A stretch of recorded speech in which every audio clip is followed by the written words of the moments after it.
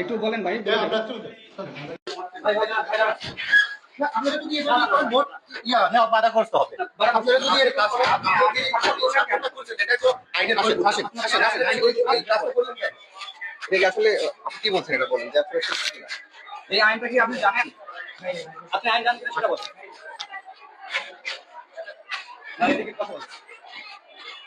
কারো অনুমতি আপনি এই করতেছেন।